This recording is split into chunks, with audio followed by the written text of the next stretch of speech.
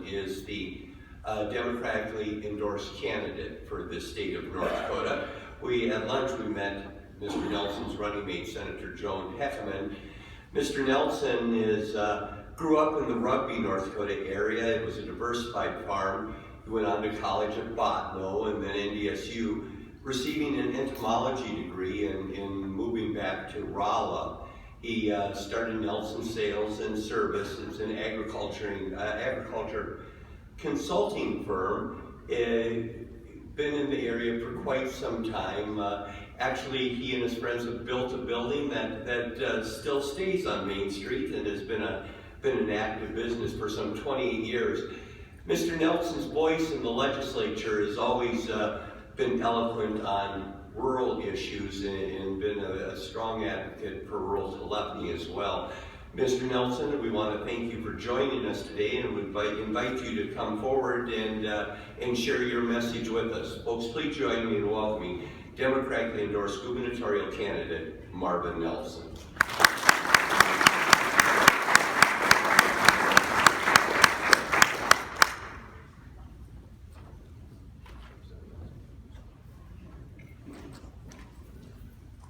Thank you, Dave. That little frog in your throat made me think to bring the water up with me just in case things don't go well. Because we all had that little frog show up at some time. I really appreciate the chance to come here today and to talk to you because rural North Dakota has always been so near and dear to me. You know, growing up on a farm in Rugby, we were diversified. I mean, we had dairy, we had beef. I spent my summers buying and selling hogs, different grains, chickens, and we were unusual that we were a mink ranch.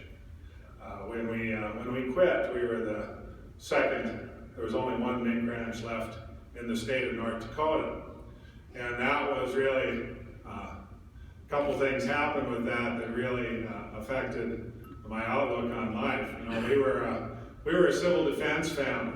I can remember standing by the table while my dad plotted out the potential fallout when the atomic bombs would hit Minot Air Force Base and the missile silos.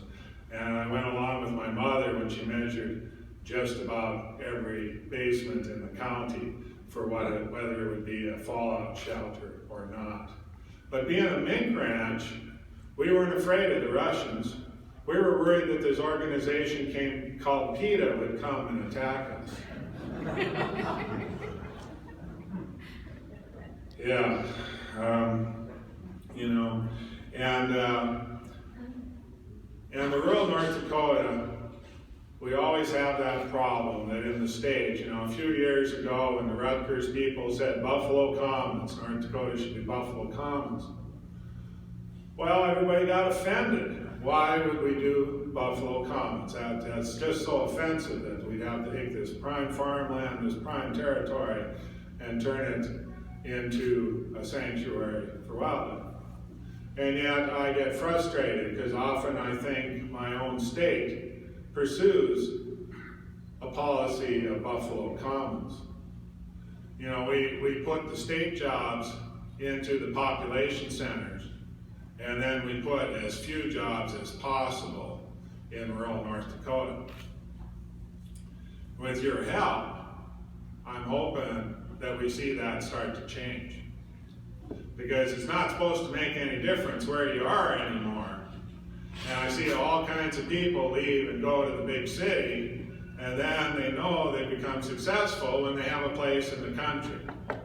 So why don't we just shortstop that whole thing and let people continue to live in the country and use your services to commute electronically to the world and to their jobs.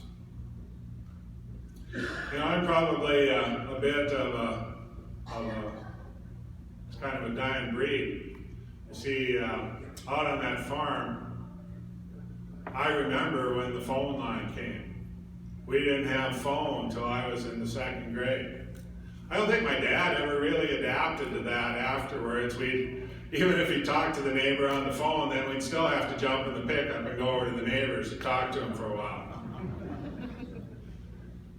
But it was there pretty young for me. And then I went up through different phones over time. Probably one of my favorite phones ever was I had a big VHF Army surplus phone. It had a power cable about the size of my little finger running from the car battery, and when I'd push call, you could hear the engine pull down. But I could cover a lot of territory with that phone. I really liked that phone.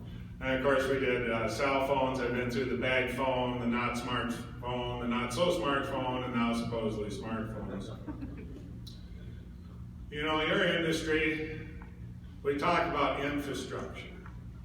And your industry is really responsible for providing mandatory infrastructure. I can remember wanting so much to connect to the outside world that when I bought my first modem, it cost more than I care to admit.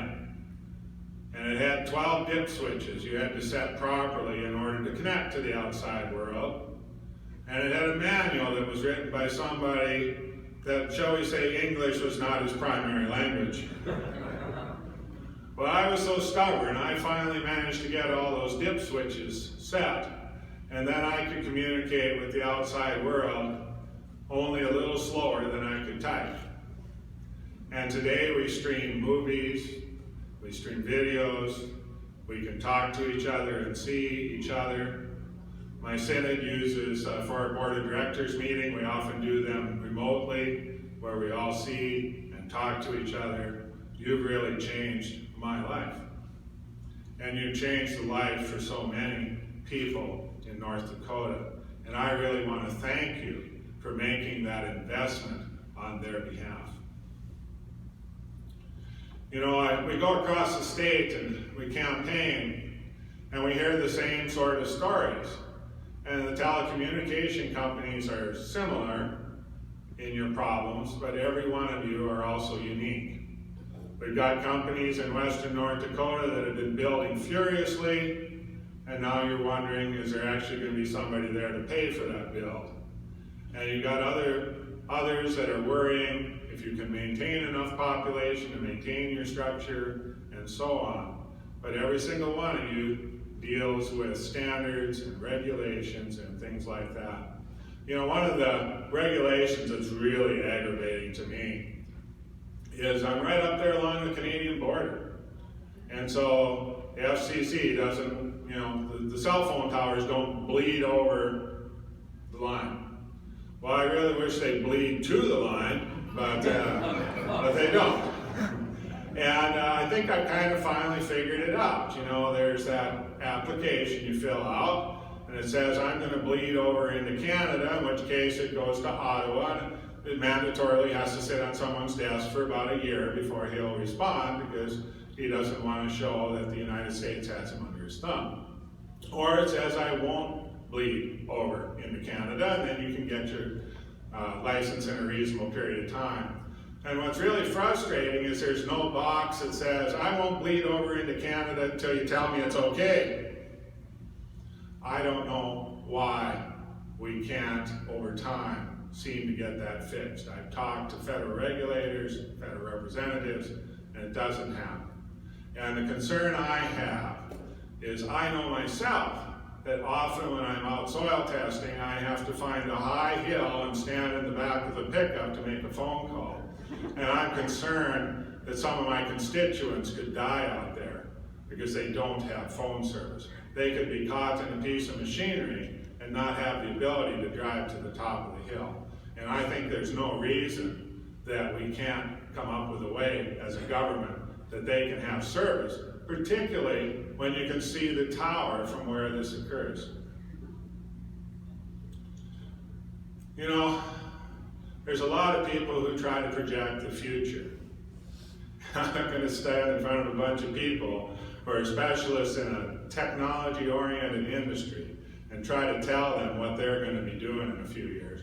Because the one thing I'm pretty certain about is it's going to be wrong. But the thing that I truly hope and pray for the future of North Dakota is that you will continue to be here and continue to provide those services that you provide, and continue to do it in a way, in a manner benefit from it. And knowing the way that you've served North Dakota over so many years, I have assurance in my heart that that is the future.